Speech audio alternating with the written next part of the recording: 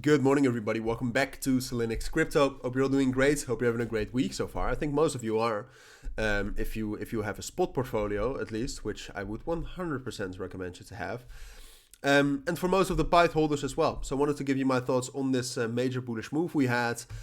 I must say, Pyth, I like what it is, and I like the potential it has, especially also still at the market cap it has, even though that has gone up significantly. But 1 billion, I still think this is an easy 10x, assuming that Solana is going to stay at least somewhat relevant.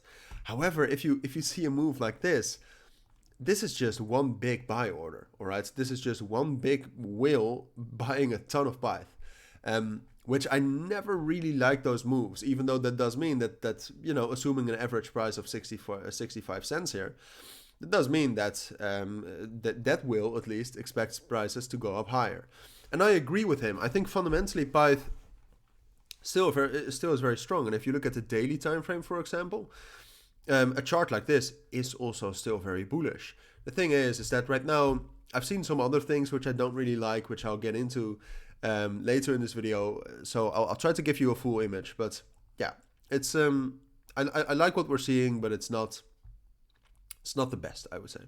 All right, but first, purely technically, we look very, very bullish. All right, there's nothing wrong with this. We had a strong resistance level right here between 70 and 75 cents. 75 cents is more of the psychological resistance level. 70 cents, especially now with the 236 FIB there, is somewhat more of the technical support level. And the 1.618, which comes from a very irrelevant Fibonacci level down here. So that was technically very strong as well. Broke above that, right now we're holding. So at this moment, I would still say it's most likely that the way Pyth moves up is a bit different from other cryptos. So I would say we will slowly start to move up towards next psychological targets like 85, 90, 95, and $1. If you go to the daily time frame, I think $1 really is the main level, even though there is a lot of resistance at 85 and 90 cents as well. So that would be my main price target right now, but ultimately it's $1. Now, personally, I'm not selling. I bought Pyth all the way at the start right here around 40 cents. I'm not selling that. I've staked it, and that's it. That's what I'll do with it. But yeah, if you do want to enter, if you've entered way before and you're holding for some sort of a gain, I think $1 and maybe some partials at 85, 90 cents are best to go about it. However, to get into what I don't really like much about Pyth, and that is this, or at least the I should have looked at the data a little bit more, I think.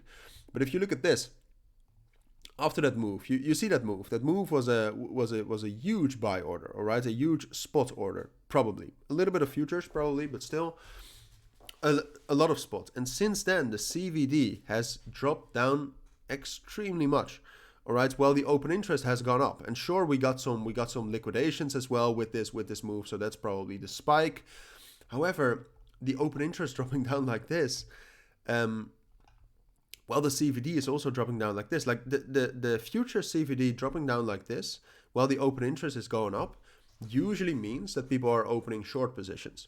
All right, which if you're like, this is a lot of short positions. So that almost cannot only be short positions.